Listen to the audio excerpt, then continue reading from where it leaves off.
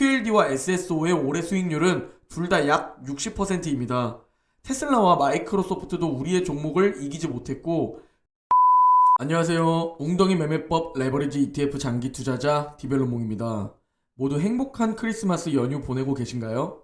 행복한 크리스마스 연휴이지만 주식시장은 우리의 피 같은 돈이 들어있기에 냉정하게 중요한 내용들은 우리가 알고 있어야 하고 인지하고 있어야 정말 그 내용들이 닥쳤을 때 충격이 덜하고 대응할 수 있다고 생각하는데요. 오늘 전해드릴 소식은 먼저 미국의 신규 확진자가 27만 명을 찍으며 역대 최고를 기록했고, 연말 성수기에 항공사가 무더기 결항 사태가 현실이 되었는데요.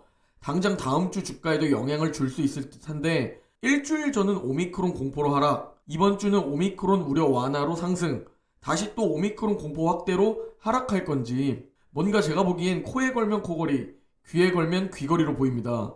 그리고 올해 미국 시총 상위 20개 종목 중 올해 가장 많이 상승한 종목은 어느 기업인지 알아보고, 이 기업이 올해 왜 가장 많이 상승했는지 알아보려고 합니다. 그리고 우리에게 너무나 유명한 톰리가 내년 상반기 주식시장은 위험하다고 말했는데요. 하반기에는 어느 정도 만회할 것이라고 했지만 내년 상반기에는 금리 인상을 이유로 10% 이상의 조정이 올 수도 있음을 전망했습니다. 먼저 전해드릴 소식은 전 세계 코로나 확진자가 매일 최다 기록을 기록하고 있다는 건데요. 오미크론 변이가 급속도로 확산하면서 전 세계의 확진자 급등 속도가 역대 최고 수준이라고 합니다. 미국에서도 신규 확진자가 27만 명이 나오면서 항공편 취소 사태가 잇따르고 있는데요. 미국 항공업계에 따르면 500편 이상의 운항이 24일 미국 현지 시간으로 취소되었다고 합니다. 그리고 전 세계적으로는 이날만 2,000편 이상의 항공기 취소 사태가 발생했다는 집계입니다. 결국 오미크론의 전염력은 역대급이고 증세가 다행히 델타 정도는 아니니 화이자와 머크의 코로나 치료제가 어느 정도로 효과가 있는지가 중요해 보입니다. 저뿐만 아니라 우리 서학개미 분들은 이제 급등주, 테마주가 아닌 대형주와 지수추종 ETF로 눈을 돌리고 있는데요. 올 한 해 미국 대형주 중에선 엔비디아의 활약이 독보적이었다는 소식입니다. 그 이유로는 인공지능 AI에 특화된 반도체에서 영역을 확장한 데 따른 것인데요.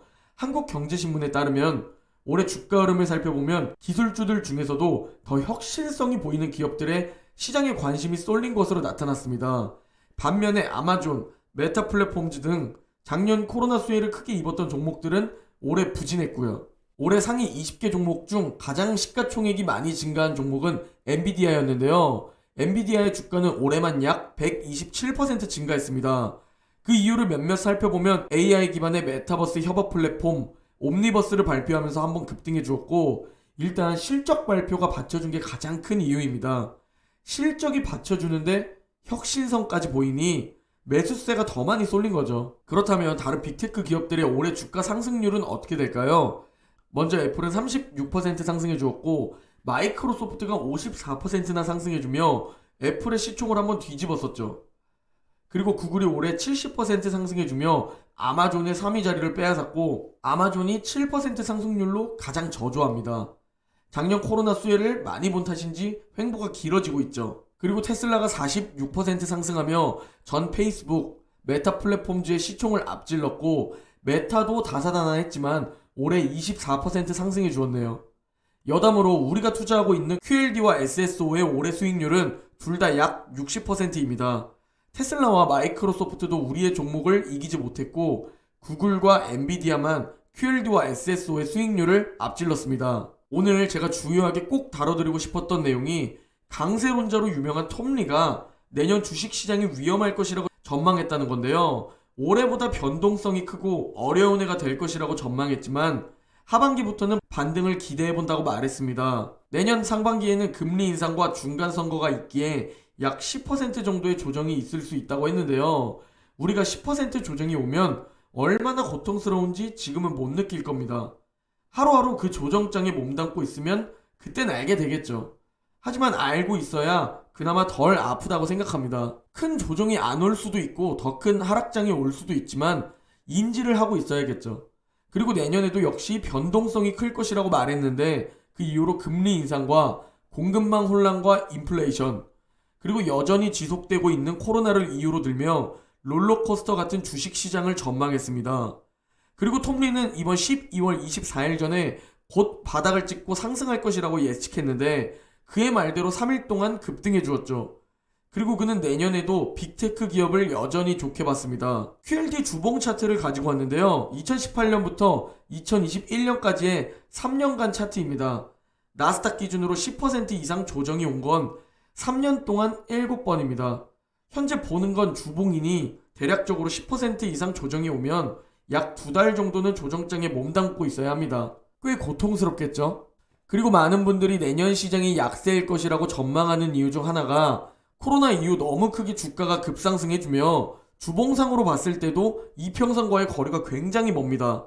결국 언젠간 주봉상으로도 검정선을 만나러 갈 텐데 언제인지 모르기에 대응하는 수밖에 없는 겁니다.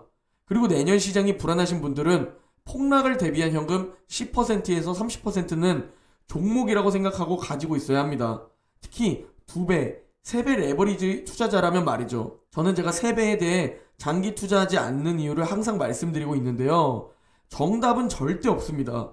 3배 레버리지가 꼭 폭락이 와서 망한다는 것도 절대 아닙니다. 미래는 아무도 알 수 없고 3배가 원금 회복이 불가능할 수도 있다는 것을 말씀드리는 것 뿐입니다. 그리고 종목 선택과 비중 모두 여러분의 선택이죠. 저는 제 성격을 알기에 저는 3배가 아닌 2배에 투자하는 겁니다. 여러분이 생각하시기에 폭락이 와도 계속 줍줍해서 원금 회복이 가능하다고 생각되시면 당연히 그렇게 하시면 됩니다. 어차피 우리는 미국 지수 우상향에 투자하고 있고 선택은 우리 몫입니다. 결국 나스닥과 S&P 500은 항상 그래왔듯이 계속 신고가를 갱신하면서 나스닥은 2만 포인트까지, S&P 500은 5천 포인트까지 갈 겁니다. 그리고 우리는 적립식 장기 투자로 미래의 목표를 향해 내 돈을 투자하고 있는 거죠. 가장 확률 높고 수익까지 높은 곳에 말이죠. 그리고 실제로 10년 장기 투자를 한번 해보기 위해 오를 땐 즐기면서 고통스러운 웅덩이 기간에서 우리는 줍줍하는 겁니다. 오질 웅줍하는 투자자가 되는 거죠. 우상향 종목에 말이죠.